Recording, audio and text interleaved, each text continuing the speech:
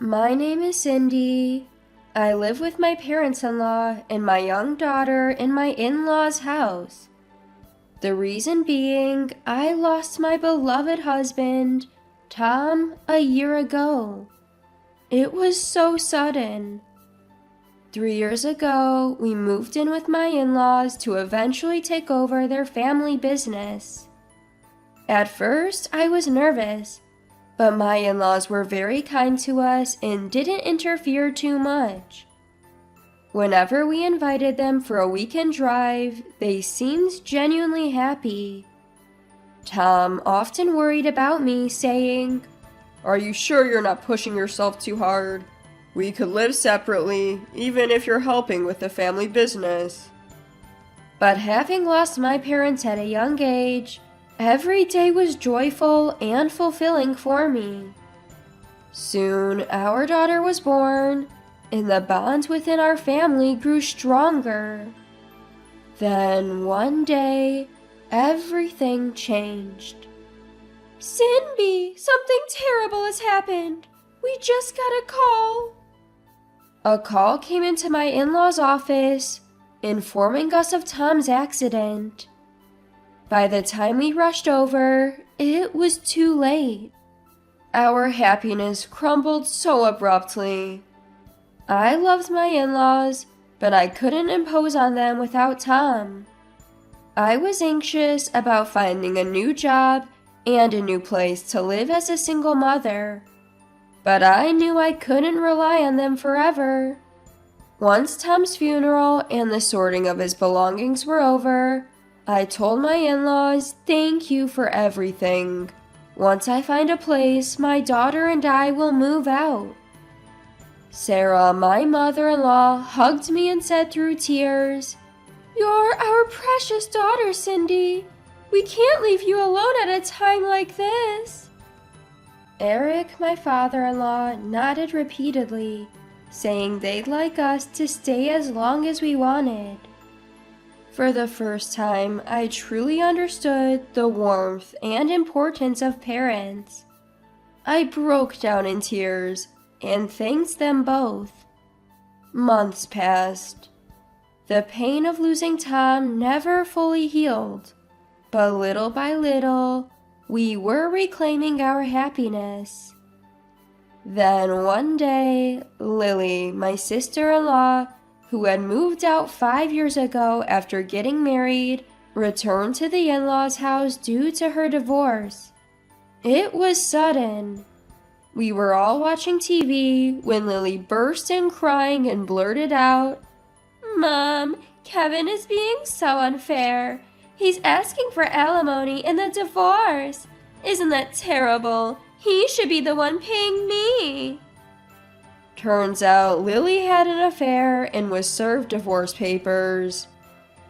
At first, I thought Kevin must be a terrible person, but as I listened, that didn't seem to be the case.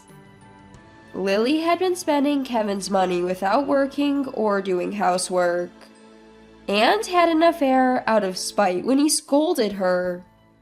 Sarah tried to console her, saying, "You're in the wrong, but marriage is a long journey. If you apologize sincerely, maybe." Lily awkwardly looked away. Apparently, this wasn't her first affair. All her past affairs came to light, and now they were really getting a divorce. And she didn't have the money to pay the alimony. My in-laws were dumbfounded, but couldn't abandon their only daughter, so they ended up covering her alimony. And so, Lily ended up staying at her parents' house. From that point on, my life took a drastic turn. "Cindy, I'm thirsty. Can you make some tea?" Sorry, I'm just about to head out." "What? Didn't you hear me? I said I'm thirsty." "Fine, got it." Ever since Lily returned, I had become her personal servant, making her coffee, going shopping for her, cleaning the shower when she wanted to use it. Sure, I'm living here as a guest, But I have my own life too. I can't always do what she says. But if I refuse, she'd always retort, "It's only natural for a parasite like you to work the most. If you don't like it, leave. I feel cramped with you here too." What's worse, she'd pick times when my in-laws weren't around. I could tell my in-laws and they might scold her, but I hesitated to speak ill of their daughter. And besides, I'm not their real daughter. I had my own fears about what would happen if I really had to leave. Thankfully, my daughter was never mistreated, and I thought it was best to endure it for now. Then one day, I heard Eric's loud voice from the living room. Why are you so reckless with money? I'm confiscating your card. Soon after, I heard Lily's tearful voice. "Stop it. My life will be over without it." Quiet. Calm down. Apparently, she had maxed out my in-laws' credit card. Sarah had given her the card because they didn't have cash at home, and Lily wanted to go to the beauty salon. And unbelievably, she spent $5,000 at the mall that very day. After being scolded by Eric, Lily locked herself in her room. My in-laws apologized to me for their daughter's behavior. Honestly, I was relieved they finally scolded her. I hoped this would be a wake-up call for her, but that faint hope soon crumbled. Now that her card was taken away, Lily started using my belongings without permission. Clothes, bags, watches, even snacks I had bought. She took whatever she wanted. I finally lost my patience and confronted her. "Lily, it's really inconvenient when you use my stuff without asking. You have plenty of your own brand name things, right?" "Ugh, I get bored, okay? I want to use different things. And don't act so high and mighty when you're just a parasite here." Just then, Sarah walked into the room, wondering what was going on. Lily immediately cozied up to her. "Cindy is harassing me. She said I can't borrow her clothes." Sarah looked exasperated and said, "You probably started it with your selfishness." Then she turned to me and apologized. I was grateful that Sarah didn't blame me, but I doubt she thought it was a big deal. I couldn't complain any further since she had apologized. So my silent battle with Lily continued, with my in-laws none the wiser about the thefts. A few weeks later, as the anniversary of Tom's death approached, I was in the yard, tending to our road bike. Cycling on long trips was a hobby Tom and I shared.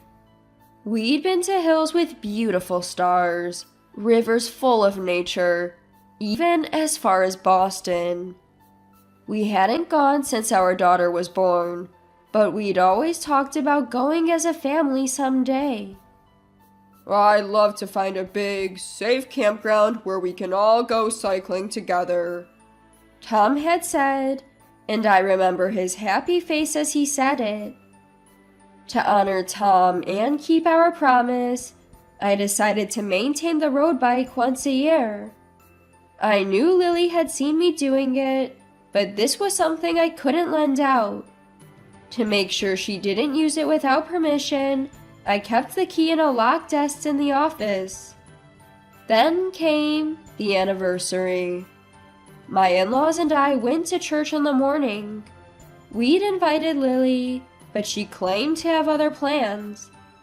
As usual, my in-laws were exasperated, but we didn't force her and went to church ourselves. I've mostly adjusted to life without Tom, but today, the sadness of that day came flooding back. My in-laws seemed to feel the same, praying at the grave with tears in their eyes. "I bet he's doing well in heaven. I took care of the road bike for him. I thought as I prayed. I remember Tom, who always thought of me, our daughter, and my in-laws. Though I've been the one leaning on others, I resolved to support my in-laws in Tom's place. After finishing our prayers and having a meal, we headed home. My in-laws said they had plans and went ahead, so I returned to the house with my daughter. It was hot today, so I thought I'd offer some cold jelly to Tom when I got back. As I entered the entrance, I noticed it was gone. The road bike. Could Lily have taken it? I rushed into the house to find her watching TV in the living room. Whether she noticed me or not, she didn't take her eyes off the TV. When I asked if she'd been on the road bike, I couldn't believe her response. "Oh, that? It's gone." I was stunned. "Where?" She said probably at a park in Brooklyn, which is at least an hour's drive away. "How did you get it there?" She said her boyfriend drove her. Turns out they couldn't find the key, so her boyfriend broke the lock. This was the first I'd heard of Lily having a boyfriend, but it was clear he had no common sense. But none of that mattered now. I had to get that road bike back, no matter what. I called every place I could think of, the park Lily mentioned, nearby facilities, and the police station. No one had seen it. I even drove to Brooklyn and searched late into the night. Still no bike. It made sense. The lock was broken, practically inviting theft. It was probably long gone by now. And today of all days was Tom's memorial.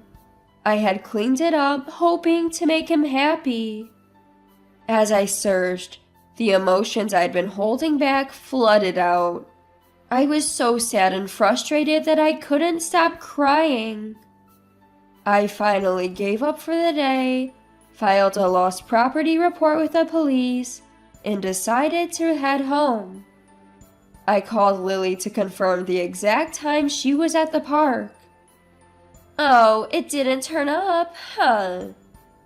Her casual tone infuriated me more than usual, and I couldn't hold back this time. "Lily, you knew that bike was important to Tom, right? How could you break the lock and take it?" Her usual self returned.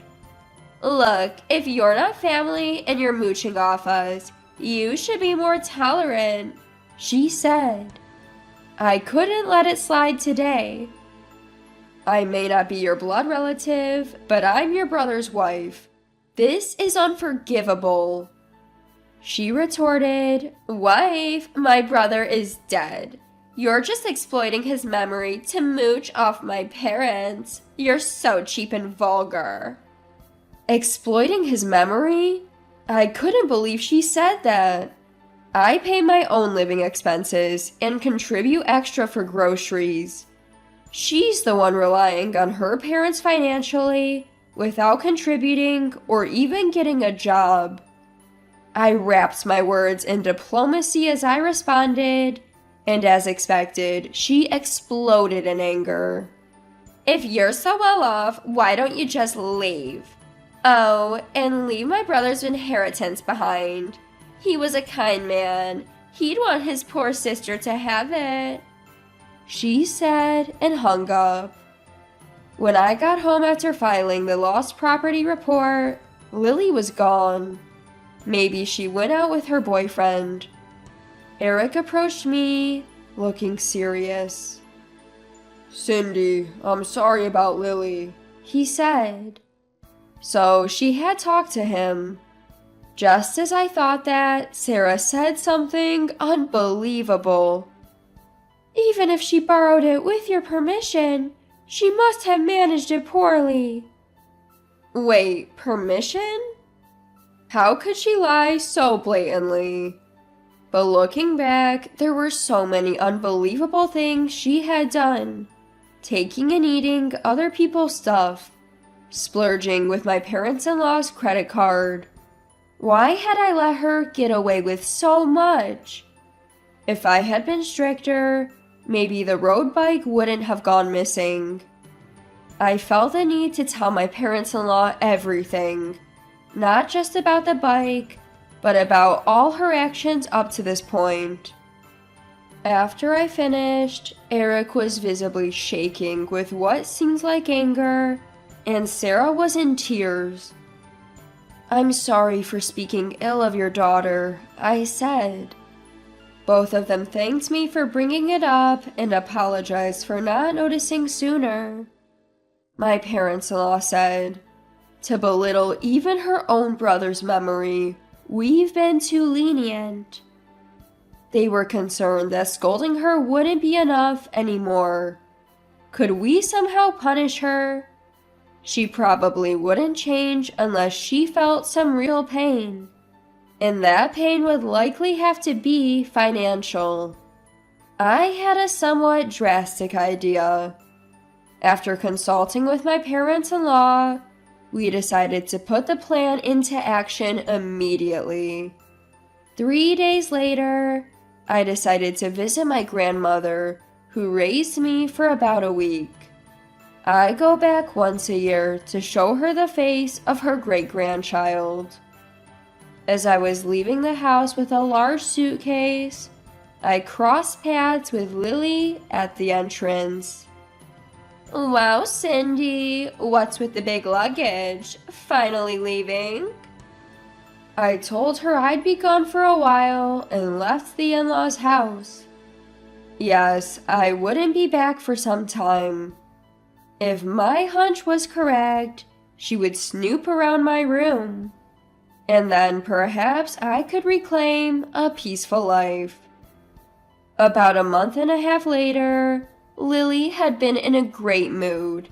She had been buying brand name bags, watches, and jewelry one after another, even though she wasn't working.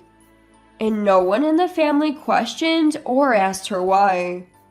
That was to be expected. Everything was going according to our plan. And if our predictions were correct, she was about to fall into a hell of her own making. About 2 weeks later, the moment finally came. Lily burst through the door and started yelling at me. "Hey, my credit card payment didn't go through. What's going on?" "What are you talking about?" she said without showing any sign of guilt. "I tried to use my brother's inheritance to pay off the credit card, and the card company called to say it didn't go through." Just as we had expected. I left the ATM card for Tom's inheritance account on the table before leaving the house. Lily, knowing I'd be away, linked her credit card to that bank account. I figured she'd do something like this, especially since she didn't know the ATM PIN and usually shopped with a credit card. "Did you use Tom's inheritance for your shopping?" Eric interjected. She usually wouldn't discuss such matters in front of my parents-in-law, but she must have been desperate. She tried to cover it up. "Well, it's family money, and I thought Cindy was okay with it." "I never said that," I firmly replied. Lily wouldn't back down. "Come on, it's just one time. Why couldn't the payment go through with all that inheritance? Did you spend it all, Cindy?" I was prepared for this. I couldn't afford to lose. I had the bank freeze the account because of the risk of theft. Good thing I did. Turns out it was theft after all. Lily retorted, "What? I just used it a little. That's not theft." I shot back. "What are you talking about? This is clear-cut theft. After all, we're strangers, not family, right?" She turned to Sarah, pleading, "Do something." But today, even Sarah wouldn't help. "Lily, this is a crime. Not just this, but everything you've done. We just didn't notice, and Cindy was forgiving. If you don't change now, you'll face worse consequences." Realizing no one would help, "I won't pay. I can't." She started chanting, "If you won't admit to the theft, we'll have to involve the police," I said, picking up my phone. Finally grasping the gravity of the situation, she turned pale and grabbed my hand. "Please, don't do that." Eric yelled at her. Then take responsibility. What you're doing is a crime. Unable to do anything, she whispered, "Fine, I get it." And so, Lily ended up paying for the branded items she bought with multiple credit cards. She couldn't pay it all at once, so she switched to installments and is now working as an office worker. Since that incident, she stopped treating me like a servant and taking things without permission. As for me, I continue to help with my parents-in-law's family business and live peacefully. Fortunately, the family business is doing well, and we're even considering rebuilding the house. I'm glad I consulted my parents-in-law instead of holding back. After a lot of complicated twists and turns, I hope to hold on to the peace I finally grasped.